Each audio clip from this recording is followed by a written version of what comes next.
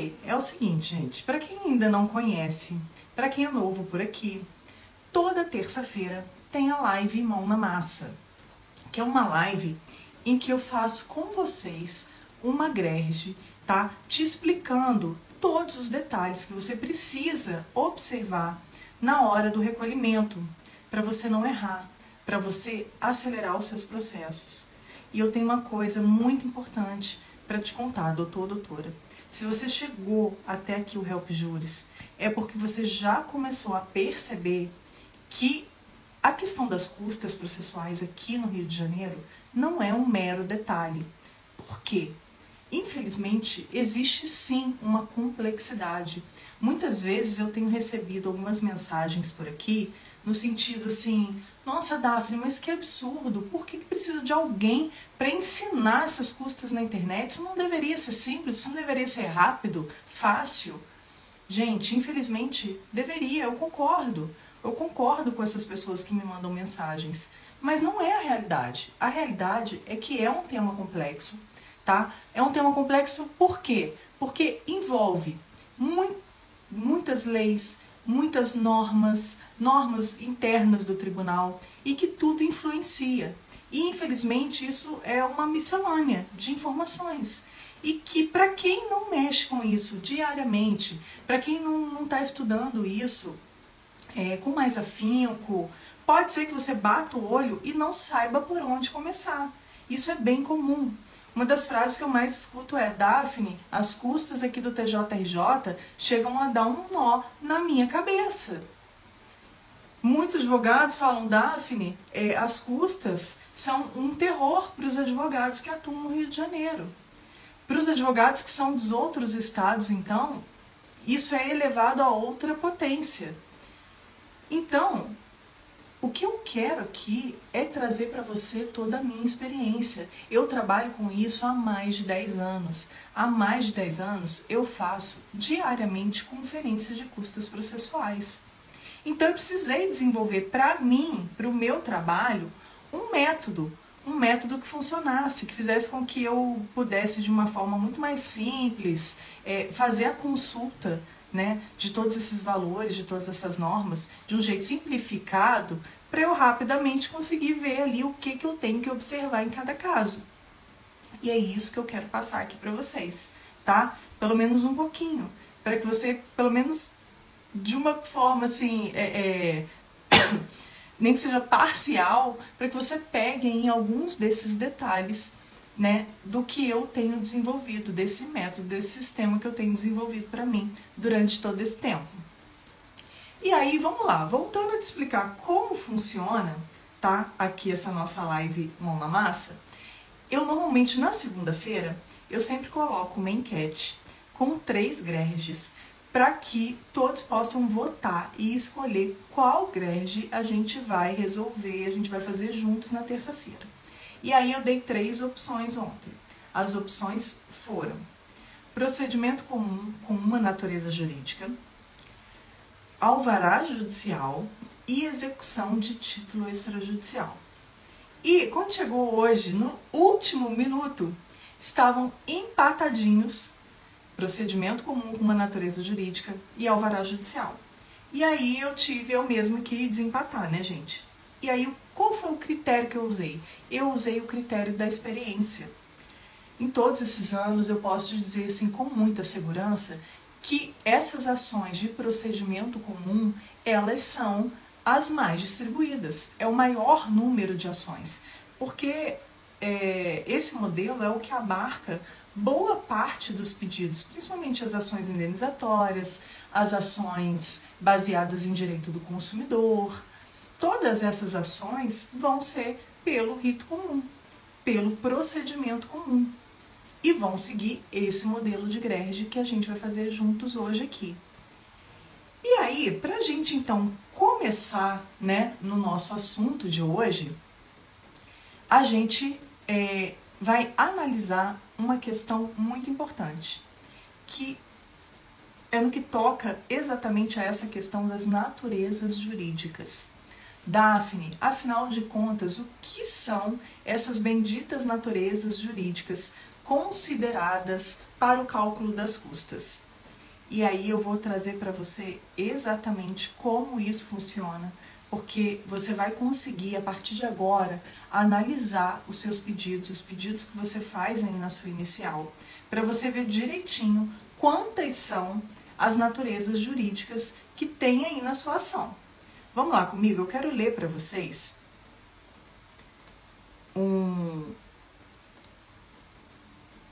é uma observação que o próprio modelo de Grege traz, tá? Aqui no site do tribunal. E é o seguinte, olha como é que ele explica isso pra gente. Existem 4 naturezas jurídicas possíveis, tá? Dentro de uma ação de procedimento comum e que são consideradas, tá? Para o recolhimento de custas. Quais são elas? Natureza pecuniária, que são aqueles pedidos indenizatórios, tá? Nós temos a natureza obrigacional, nós temos a natureza declaratória e, por fim, nós temos a natureza desconstitutiva/constitutiva, tá? E aí, o que a gente vai considerar? A gente precisa saber quais são as naturezas jurídicas do pedido, dos seus pedidos, para a gente poder fazer o cálculo de um dos itens dessa grege, que é o item relativo aos atos dos escrivães. Eu sempre costumo dar uma pincelada e explicar um pouco, porque às vezes pode ficar confuso para você, advogado, que é o seguinte: as custas processuais, elas são formadas por vários itens, né? É como se você estivesse, de fato, remunerando o serviço jurisdicional, tá? E aí, a gente tem, nesse caso, a taxa judiciária. A taxa judiciária é provavelmente um dos valores que mais vão pesar aí nas custas, né? Um dos que vai ser mais caro, tá? E ele é relativo à prestação jurisdicional, ao trabalho do juiz e do Ministério Público. A taxa judiciária está prevista lá no Código Tributário Estadual, que é o Decreto-Lei número 05 de 75. E os outros itens dessas custas são diversos, tá? Mas, por exemplo, os atos dos escrivães, que é o que a gente vai dissecar agora. Esses atos dos escrivães seriam o quê? De fato, o trabalho dos cartórios, o que é feito dentro de cada unidade, né, dentro de cada serventia, para o andamento, para o processamento de todas as ações. Nós temos aí atos do oficial de justiça, que é onde você vai recolher os valores relativos aos mandados. Você tem atos postais, que você vai pagar aí pela expedição dos ARs. Você tem atos dos avaliadores judiciais, quando é necessário uma avaliação. Você tem o campo do diversos, que é um campo muito importante e muito esquecido, né? É nele que você vai pagar por despesas eletrônicas de diversos tipos dentro do seu processo, ou seja, sempre que o processo for eletrônico, né, a gente vai ter sempre esse campo diversos aí permeando vários tipos de custas. E a gente tem os percentuais legais, que são contribuições para outras instituições. Por exemplo, CAARG, que é, né, da OAB. A gente tem o Fundiperg, que é Ministério Público e Defensoria Pública. A gente tem o FET, que é o Fundo Especial do Tribunal de Justiça. Tá? Então, e tem também dos distribuidores, tem um percentualzinho de 2% que vai para os distribuidores extrajudiciais. Então, esses percentuais legais, eu sempre digo que quando você vai preencher lá a sua grege, normalmente você não precisa ficar preocupada com esses percentuais. Por quê? Quando você começa a preencher os valores dos atos escrivães, dos atos do oficial de justiça, enfim, de todos os outros itens, esses percentuais legais, eles vão sendo automaticamente preenchidos. Então, você não precisa ficar preocupado, porque esses valores vão vir de forma automática. Você não pode deletar nenhum desses valores. Não deleta, não altera, tá? Deixa eles serem preenchidos automaticamente, recolhe sua grege, que não vai ter nenhum problema. Então, agora que você entendeu mais ou menos como é que funciona cada item das custas processuais, nós vamos falar do atos dos escrivães, tá? Esse atos escrivães, que como eu te falei, é a remuneração aí pelo serviço das serventias, né, por todo o processamento, digitação, etc.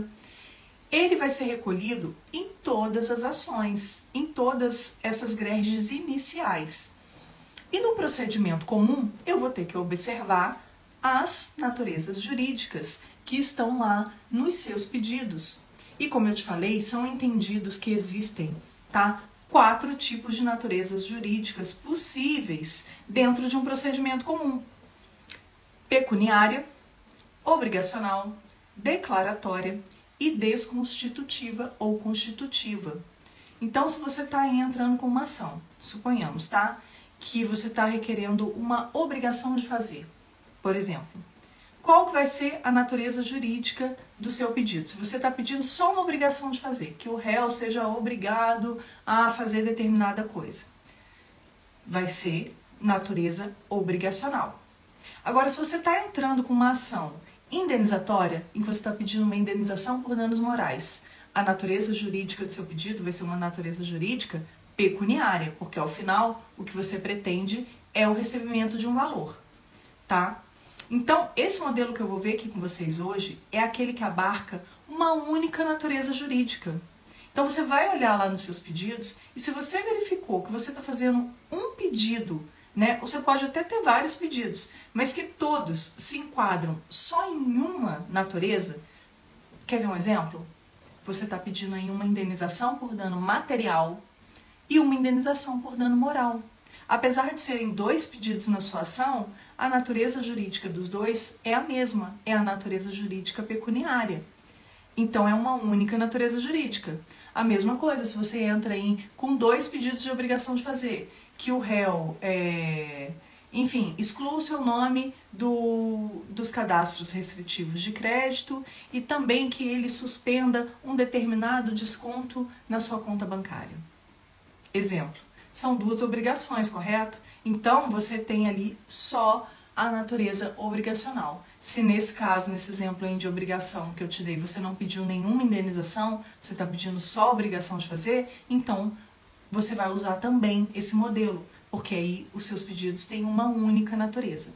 E aí você pode estar se perguntando, Daphne, de onde você está tirando isso? Que tem essas 4 naturezas, né? Se eu quiser dar uma olhada melhor, onde é que eu encontro isso? Vamos lá.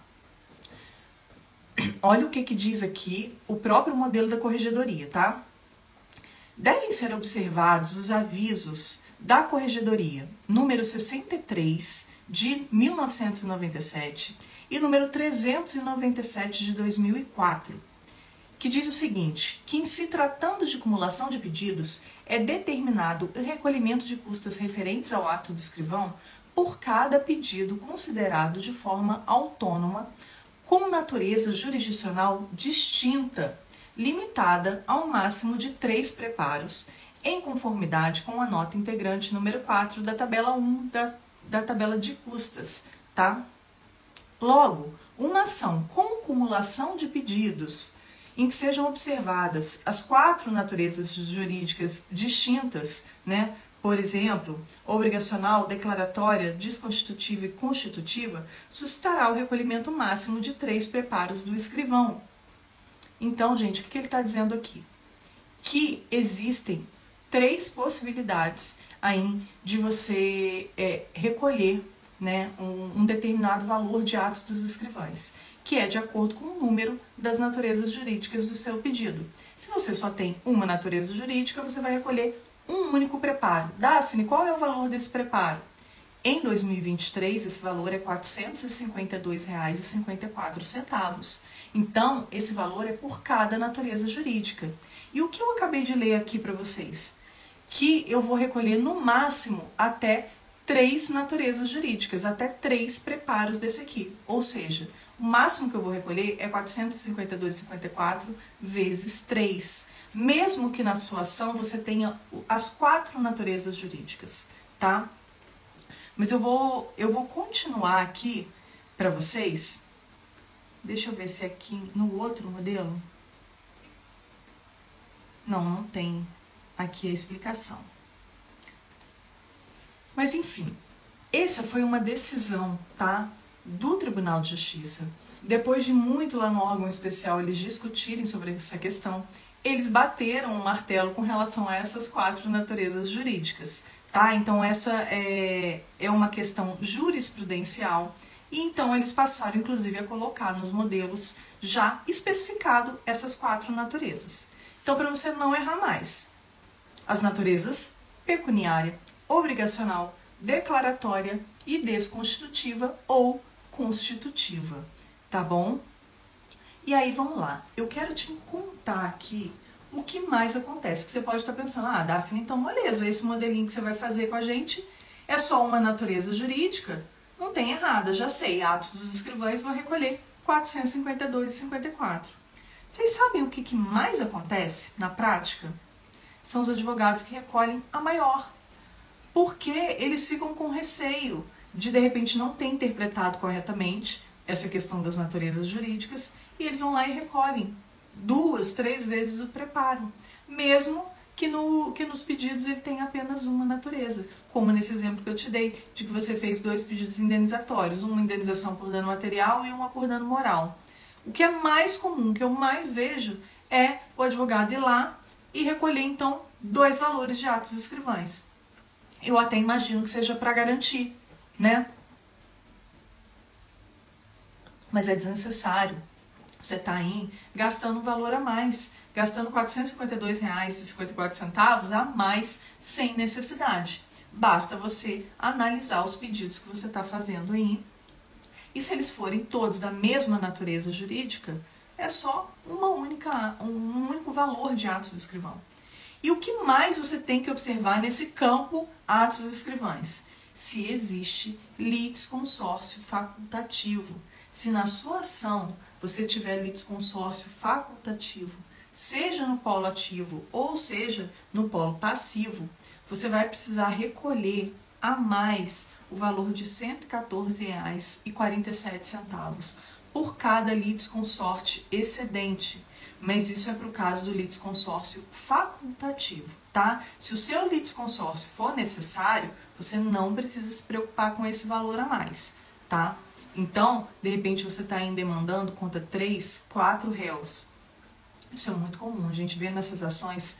Quer ver um exemplo? Eu vou contar, essa história acontece demais, tá? A gente tem tido muitas ações em que a pessoa entra contra diversos bancos pedindo aquela limitação de descontos no contra-cheque, tá? E aí ela entra contra vários bancos ao mesmo tempo. Nesses casos, o que é mais comum é a gratuidade de justiça. Mas eu já vi situação do juiz indeferir a gratuidade de justiça, tá? Porque a pessoa, enfim, tinha outros ganhos a hora que trouxe, né? A hora que o juiz pediu o imposto de renda, viu que essa pessoa tinha outros ganhos, que não era só aquele salário que ela estava tendo desconto em folha, e indeferiu a gratuidade de justiça. Só que ela tinha entrado ali contra 5 bancos. Isso acontece com muita frequência. E aí o que acontece? Esse litisconsórcio, nesse caso, é um litisconsórcio facultativo, não é um litisconsórcio necessário. E aí o que ela vai ter que fazer? Ela vai ter que adicionar, né, nesse valor de R$ 452,54, R$ 114,47 por cada banco excedente. Então, se ela entrou contra 5 réus, vou até fazer a continha com você. Ela entrou contra 5 réus, 4 são litisconsortes excedentes. Então, eu vou multiplicar 114,47 vezes 4. Opa. 114,47 vezes 4, que vai dar R$ 457,88. Isso somado já ao seu valor de preparo, que é R$ 452,54, vai dar R$ 910,42. Então, você recolheria isso aí no seu valor de atos dos escrivães. E qual seria, então, o próximo item a ser considerado nessa grege do procedimento comum com a natureza? Você vai observar qual vai ser o valor que você vai precisar recolher para a citação desses réus, tá? E aí, vamos lá. Se você está demandando contra empresa, tá? Eu recomendo fortemente, se essa empresa é uma empresa de médio a grande porte, que você primeiro confira lá no site do tribunal, tem um íconezinho lá que se chama Empresas Cadastradas. Lá você consulta se a empresa contra quem você está demandando, se ela possui cadastro para recebimento de citação eletrônica. A citação eletrônica, ela é muito mais barata, gente, do que a citação por oficial de justiça ou pelos correios. Ela é mais barata e ela é mais eficiente, porque é a própria empresa que se cadastrou, tá? E ela vai receber isso pelo portal, ela vai receber essa citação pelo portal. Se ela abrir, ótimo, vai contar o prazo a partir da data que ela abriu. Se ela não abrir, vai ser considerada uma citação tácita e vai contar também o prazo a partir daquela data, né? Ela tem 10 dias aí para abrir essa citação. Se ela não abriu, vai gerar automaticamente no sistema uma certidão de que ela foi tacitamente citada ali naquele processo e vai correr o prazo, tá? E aí, olha que interessante, aconteceu muito recente. O advogado entrou com a ação inicial e pediu a citação eletrônica de uma empresa. Só que o que ele fez? Ele informou o e-mail dessa empresa. E aí a gente verificou, né, lá na hora do processamento, o juiz deu a determinação para citar e a gente olhou e verificou que aquela empresa não tinha o cadastro para receber a citação. Então, nesse caso, não adianta que você dê um e-mail, porque citação por e-mail não é possível. O que já é deferido é citação por aplicativo de mensagem. Isso já tem sido deferido, já tem jurisprudência. Inclusive, é um tema super controverso, tá? Já tem até julgamentos aí em julgados no STJ sobre o tema. E que tem, enfim, alguns ministros que não encaram assim muito bem esse tipo de citação, porque é algo realmente temerário, né? A gente sabe que pode ser que o oficial de justiça certificou ali que enviou a citação pelo WhatsApp, mas a gente não tem como saber exatamente se aquela pessoa ali que recebeu é de fato réu, né? Ou se ele abriu aquela citação, porque a maioria das pessoas que recebem uma citação ou uma intimação pelo WhatsApp, na hora que o oficial de justiça manda, ela some da conversa, ela não manda mais nada, ela não confirma. São muito raros os que confirmam que receberam. E aí, nesse caso, se a parte não se manifestar depois disso, pode ser que o juiz determine aí a renovação por um meio convencional, né, gente? Para garantir e evitar uma futura arguição de nulidade. Então, isso acontece. Mas, na prática, o que eu tenho visto, apesar de controverso, a citação por WhatsApp funciona, tá? Tem voltado bastante positivo e os réus têm, sim, apresentado contestação no prazo. Então, é algo para você considerar. Se, de repente, você está demandando contra alguém que você tem, né, não tem o endereço, isso é bastante comum. Às vezes, entra contra a pessoa, você não tem o endereço dela, mas tem um telefone, pode ser uma alternativa de você pedir essa citação pelo WhatsApp. Mas o que eu estava falando da citação eletrônica, a citação eletrônica, ela agora é a regra, né? Depois da alteração que teve lá no CPC, a gente tem, né, uma hierarquia, né, determinada no CPC para que ocorram as comunicações processuais. Antes, o primeiro era o AR, beleza? Pelo correio. E o segundo, por oficial de justiça. Agora, o primeiro é o eletrônico. Só que é o eletrônico para essa pessoa que tem o cadastro para receber a intimação e a citação eletrônica. Não é por qualquer e-mail. Eu estou frisando isso porque acontece com bastante frequência esse pedido de citação e intimação eletrônico por e-mail. Não é possível, tá, gente? Tem que verificar, então, se essa empresa contra quem você está demandando, se ela tem esse cadastro presencial. E aí, vamos lá. Você viu que tem um cadastro presencial. O que você vai recolher? Você vai recolher em o valor de R$ 24,69 no campo de versos. Esse é o valor da citação eletrônica. Daphne, a empresa não tem ou eu estou demandando contra a pessoa física.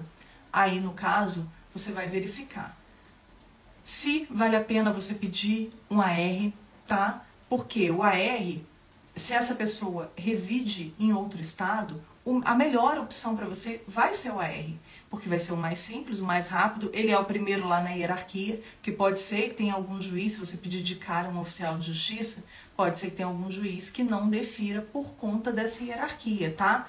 Mas o que eu vejo também na prática é que não costuma muito acontecer isso não, principalmente quando você tem uma ação que é paga, porque você está recolhendo aquelas custas, né? Quando é JG é diferente, tá, gente? Porque JG, enfim, né? Aí você tem que gerar até uma economia para a máquina, né? Porque o oficial de justiça sair e ter muitos mandados para cumprir, isso aí, com o número atual de oficiais de justiça no tribunal, isso complica. Mas se você está recolhendo as custas, normalmente o juiz não indefere esse tipo de pedido não, tá? Não vejo na prática. Mas é algo para você ficar atento que de repente pode acontecer com você. Mas aí, se você for recolher um postal, o que você vai recolher? Você vai lá no campo dos atos postais, você vai recolher R$ 31,10 por cada pessoa a ser citada. Isso é muito importante que você tenha em mente, porque às vezes você pode ter a seguinte dúvida: Daphne, estou demandando contra 2 réus, mas é marido e mulher, eles residem no mesmo endereço. Eu não posso pedir que saia uma única carta para os dois? Não é assim que funciona. Você vai precisar recolher um valor para cada pessoa a ser citada, porque o AR, ele é individual, tá? Não só o AR, gente, qualquer mandado, qualquer comunicação, ela é individual, mesmo que seja por oficial de justiça, vai ter que sair uma citação para cada pessoa, mesmo que seja no mesmo endereço, tá? Então você vai ter que recolher esse valor dobrado, sim, vai recolher para quantos forem os réus aí na sua demanda. Além disso, você vai recolher o valor relativo aos distribuidores. Esse valor é fixo, R$ 142,50. O que pode ser que você tenha que adicionar? Se você tiver em várias pessoas na demanda, polo ativo ou polo passivo, você vai recolher R$ 1,22 a mais a partir do terceiro nome no processo. E aqui não importa se esse litisconsórcio é facultativo, é necessário, você sempre vai acrescentar R$ 1,22 por cada pessoa a partir do terceiro nome. E aí chegamos na taxa judiciária. Vamos lá. A taxa judiciária, nesse caso aqui, do procedimento comum, ela vai seguir a regra geral, que é a regra 3P. Né? Para quem já está seguindo aqui o Help Juris, para quem já está aprendendo isso, essa regrinha, gente, ela está prevista lá no Código Tributário Estadual. E eu criei esse mnemônico 3P, que é para te ajudar, para você guardar. Esse mnemônico faz parte do método Help Juris. E é o seguinte: 3% do valor dos pedidos. E é do valor dos pedidos, não é do valor da causa. Esse é o erro mais comum. Os advogados fazem o cálculo de 3% da taxa judiciária em cima do valor da causa, que eles atribuíram processualmente à causa. E não é assim que a gente vai observar. A gente tem que verificar qual é o valor de cada pedido que você formulou lá na sua ação. Suponhamos, se você está pedindo aí R$10 mil de dano material, mais R$20 mil de dano moral, você vai somar R$30 mil. Provavelmente vai ser até o valor da sua causa. Só que é só isso? Não é só isso, porque você vai ter que adicionar aí o percentual de honorários que você está requerendo, tá? Porque o percentual de honorários, ele é considerado no valor do pedido. Não só os honorários, a correção monetária, os juros, qualquer outra vantagem que você esteja pretendendo na sua ação, ela é considerada como valor do pedido. Então, se você está pedindo, por exemplo, nesse exemplo que eu te dei aqui, dos R$30 mil, suponhamos que você está pedindo aí 20% de honorários, tá? Vamos lá, 30 mil mais 20%, que é 6 mil. Vai dar 36 mil. Em cima desse valor é que eu vou tirar os 3%. Então, eu vou multiplicar aqui por 3%. Encontrei R$1.000, R$1.080 de taxa judiciária. Daphne, mas o que mais que eu tenho que observar? Eu tenho aqui uma ação. Isso aconteceu também há pouco tempo atrás. O advogado esteve lá no balcão. Deixa eu contar para vocês essa história, porque você vai entender muito bem. Ele esteve no balcão e falou assim: olha só, eu acabei de ser intimado aqui para recolher taxa judiciária e eu não estou entendendo o que está errado. Ele foi intimado para recolher mais uma taxa, ele tinha recolhido já uma taxa mínima, que é R$ 389,96, e ele foi intimado para recolher mais uma taxa mínima, R$ 389,96. Ele falou, olha só, tá estranho, porque esse valor que estão me intimando para eu complementar é exatamente o valor que eu recolhi. Não tá errado? Não fizeram errado isso? Por um acaso tinha sido eu mesma que fiz a conferência? E ele falou assim, não, doutor, é exatamente isso. Ele, mas por que? Eu não estou compreendendo. Porque eu fiz, a minha ação não tem nem valor econômico. E eu vi lá no modelo de GRERD que quando não tem valor econômico, a gente recolhe uma taxa mínima. Aí eu falei, verdade, doutor, o senhor tem razão. Só que tem uma questão.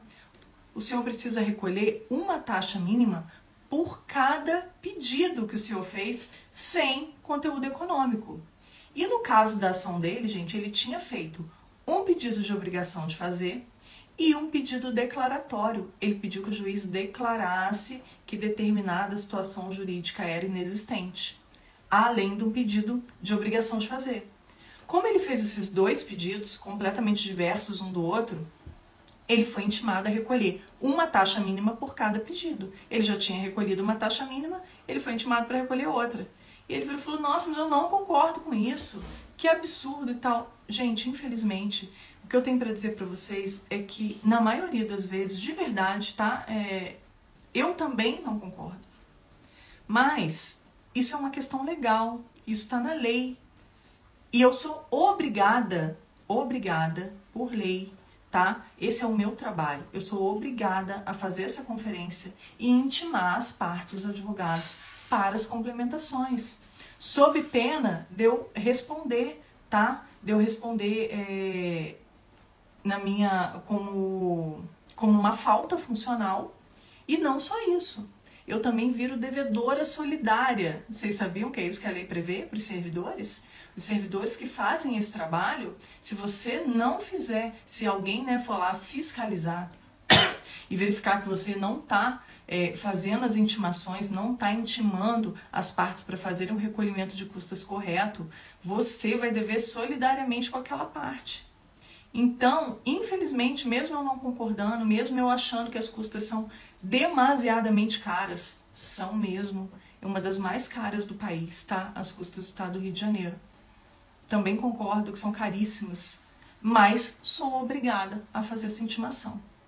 Então, é até muito por isso que eu resolvi fazer esse projeto, tá aqui com vocês no Help Juris, porque eu quero mostrar isso tudo para vocês, né? Dar essa ferramenta para vocês das custas processuais e que vocês possam utilizar. Já é tão caro, então vamos utilizar isso da melhor forma possível, porque é possível você acelerar os seus processos e receber os seus honorários mais rápido quando você recolhe as custas corretamente.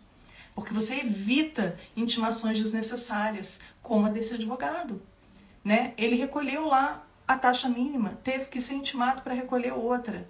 Então, só esse tempo, né, de intimação é a ação dele, que já poderia estar lá no juiz. Olha, para vocês terem uma ideia, que às vezes eu acho que pode ser meio difícil compreender como é que é essa questão, como é que é essa questão de acelerar, acelera quanto, como é que funciona, é tão complicado. Realmente, gente, é muito complicado, porque cada serventia tem uma realidade, tá?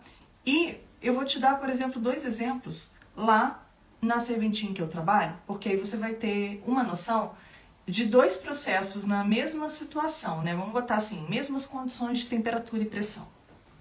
Porque senão, se a gente comparar processos de varas diferentes, aí não seria nem justo, porque existem muitas questões envolvidas. Mas uma inicial, na vara em que eu trabalho, ela entra num dia e normalmente a gente faz a certificação dessa inicial, das custas, no mesmo dia, ou se não, no máximo nos 2 ou 3 próximos dias, isso se tiver um volume muito grande. Então vamos contar 3 dias, vamos ser bem criteriosos e falar que normalmente, se você entrou com uma ação, pagou uma GRERD, em 3 dias lá, você vai ter essa sua inicial certificada e aberta a conclusão para o juiz apreciar.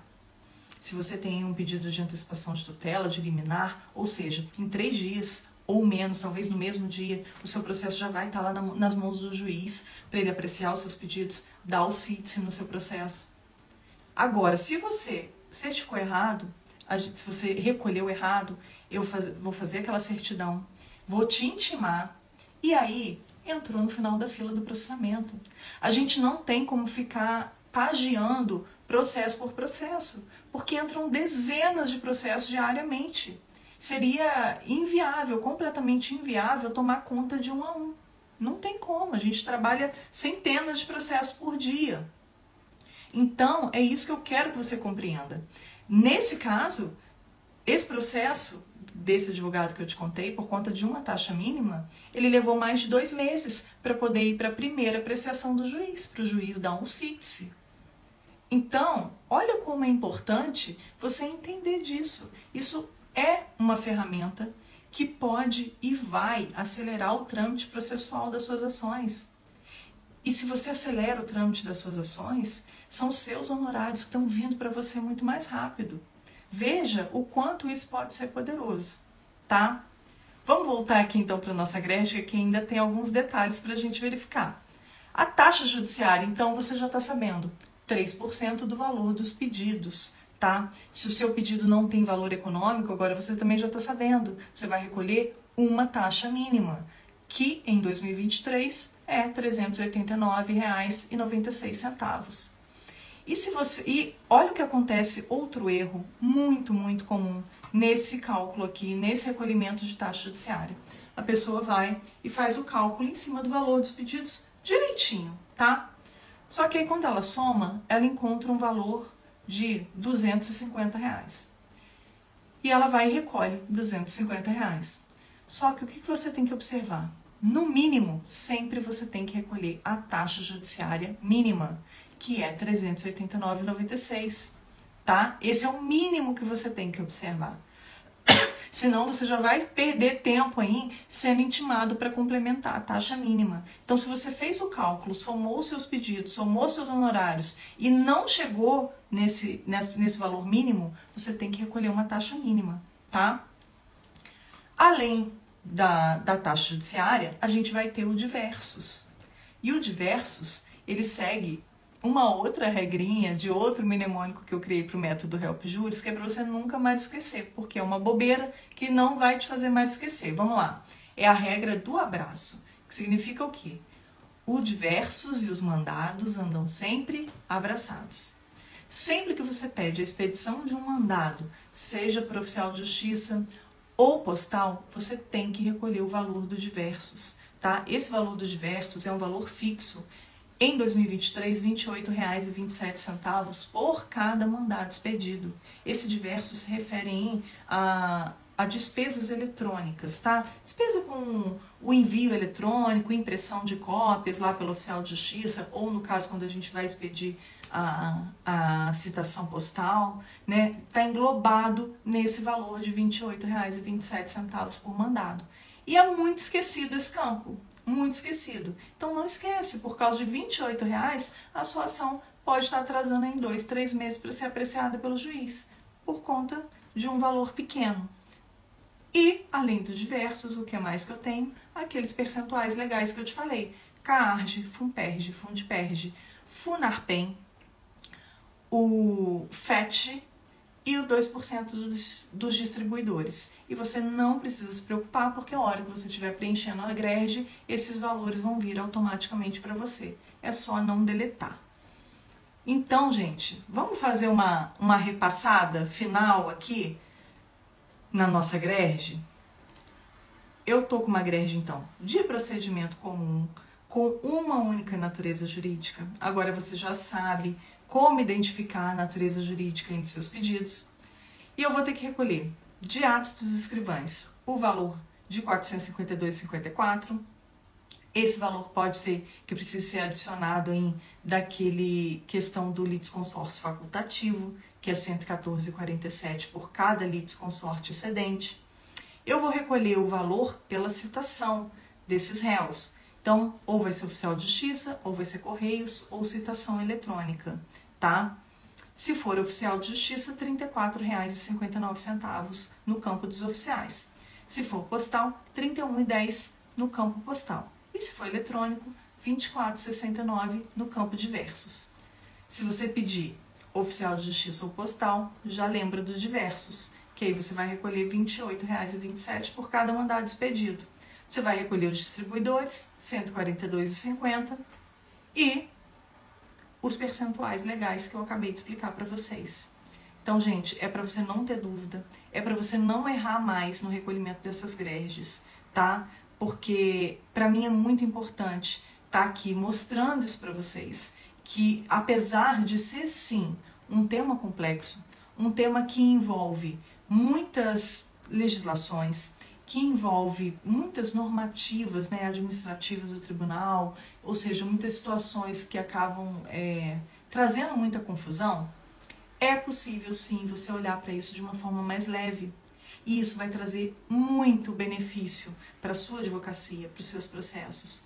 Porque esse pode ser sim e será um caminho para acelerar os seus processos no TJRJ e fazer com que você receba os honorários mais rápido, tá? Tudo isso através do correto recolhimento das custas.